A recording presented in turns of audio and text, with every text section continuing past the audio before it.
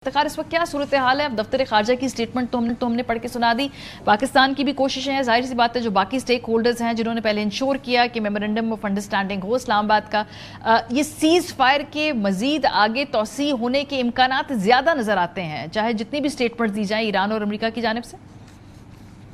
देखें मारिया, ये कहना कि आपने भी क्लियरली ये बता दिया कि वापसी जो है वो जंग की तरफ होगी, उसके भी कोई आसार नजर नहीं आते। जंग जो है वो जारी नहीं है, ये तो क्लियरली नजर भी आ रहा है। और जो स्टेमिना है, ऑब्वियसली एक वॉर फटीग होती है, वो दोनों साइड से नजर आ रहा है। लेकिन ये कहना कि एस्केलेशन जो है वो रुकेगी, वो भी जो है नहीं नजर आ रहा है कि एस्केलेशन तो ऑब्वियसली सिचुएशन के अंदर है।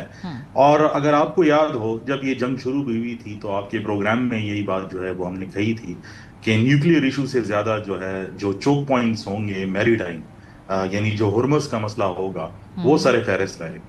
और अगर आज भी आप देख लें, क्योंकि आपने कहा कि यूएई की जो कंपनी है, जो एडनॉक है, Abu Dhabi national oil company जो उनकी स्टेट कंपनी है, उसके 2 वेसल्स जो है अंडर अटैक आए हैं।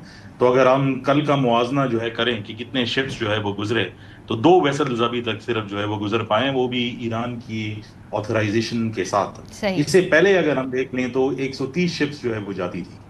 तो जो चोक पॉइंट्स है उसके ऊपर तो कॉन्फ्रंटेशन जो है वो बरकरार है। जहां तक आपके सवाल का ताल्लुक है कि ये जो है सीज फायर तोसी होगी, मेरा नहीं ख्याल कि उसकी कोई फॉर्मल अनाउंसमेंट जो है वो होगी। अच्छा, फॉर्मल लेकिन एक अंडरस्टैंड हाँ, जी हाँ। मुझे नहीं लगता, क्योंकि जो जो इस वॉर के अंदर एस्केलेशन है और जो ईरानियन डिमांड भी है कि जो अग्रीमेंट हुआ था, ईरानी ये समझते हैं कि उसको मनोअन जो है वो पेपर पर लेकर आना पड़ेगा, उसके बाद ही कोई फॉर्मल बात होगी। और जो आपने ट्रंप साहब के बयानात दिखाए और जो अमेरिकन फॉरेन पॉलिसी नजर आती है, उसमें भी कोई ऐसी लचक नजर नहीं आती।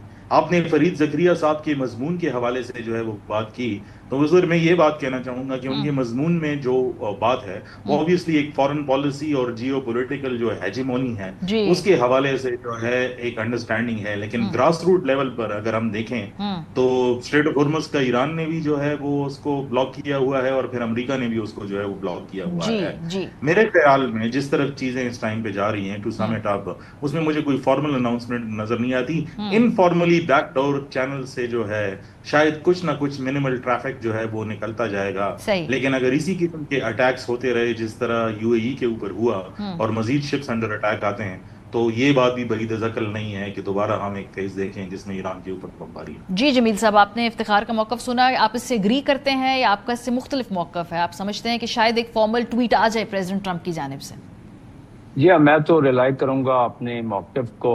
जो क्लास नंबर 3 है एमओयू का, उसमें बड़े वाज़ेह दिया हुआ है कि दोनों फरीक अगर म्यूचुअली एग्री करें तो इसको एक्सटेंड कर सकते हैं। ऐसी सूरत हाल में ये दुरुस्त है कि क्योंकि दोनों के दोनों अपनी एक इज्जत व वक़ार व तकरीम के लिए चाहती हैं कि ये एक्सेप्ट ना करें कि हमें ज़रूरत है इस एमओयू की, क्योंकि एक ने खिलाफ वर्जी की है, लिहाजा हम भी खिलाफ वर्जी करेंगे। खासतौर पर ईरान का मौक़िफ़ ये है और अमेरिका का मौक़िफ़ ये है कि ये स्टेट ऑफ होर्मुज़ तो ईरान ने गलत ही बंद किया है। हालांकि आर्टिकल नंबर 5 यानी क्लॉज नंबर 5 ऑफ एमओयू बड़ा क्लियर है और ईरान बार बार अपना मौक़िफ़, असल में मंतिक ये है कि हाँ ये खामोश एक्सटेंशन रहेगी, दुरुस्त फरमा रहे हैं। हाँ, ये दुरुस्त है कि दोनों के दोनों फरीक वो इस वक्त ऐसी नहज पर पहुंच गए हैं कि फुल फ्लेज वार नहीं चाहेंगे। ईरान पंच ले सकता है, अमेरिका पंच लेने के काबिल नहीं है। यानी एब्जॉर्प्शन कैपेसिटी अमेरिका की कम है, ईरान की अब भी एब्जॉर्प्शन वो एब्जॉर्ब कैपेसिटी ज्यादा है।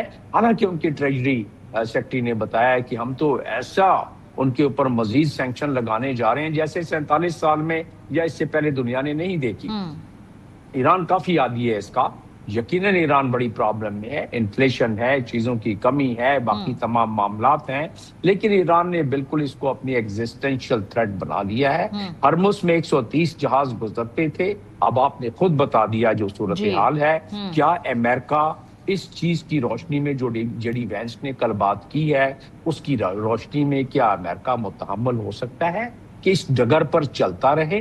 महंगाई और कसादबाजी اور جو انفلیشن وہاں ہے وہ بڑھتی رہے اور مڈ ٹرم الیکشن ہار جائیں. دنیا تو اذیت میں ہے ہی ہے, لیکن امریکہ میں جو اس وقت صورتحال ہے, جیڈی وینس کہتے ہیں کہ اب انریچمنٹ کی بات نہیں ہے, اب تو اسٹیٹ آف ہرمز کی بات ہے, حالانکہ cause of going into the war was enrichment, not Hormuz, and now the consequences of war has become more important than the cause of the war. یہ دیکھیں تغیرات ہیں زمانے کے. دراصل ایران نے بتا دیا پوری دنیا کو کہ وہ مڈل پاور ہونے کی حیثیت کے باوجود اس کا بجٹ چاہے 23 بلین ہی ہو اور امریکہ کا بجٹ چاہے 1 ٹریلین ہی ہو, لیکن امریکہ بار بار کہتا ہے کہ ہم نے فتح کر لیا, تو ایرانین کہتے ہیں آؤ بھائی ٹیک اوور کر لو. ٹھیک بات ہے, ہرمز کو ٹیک اوور کر لو, ہمیں ٹیک اوور کر لو. اور ایسا لگتا ہے کہ جیسے ایرانی بھی, بہت شکریہ آپ دونوں حضرات کا, ایرانی بھی لگتا ہے کہ سچویشن کو آگے کھینچنا چاہتے ہیں, کیونکہ امریکہ کے اندر جب مڈ ٹرم الیکشنز ہوں گے اس سے پہلے وہ چاہتے ہیں کہ ہزیمت اٹھانی پڑے پریزیڈنٹ ٹرمپ کو.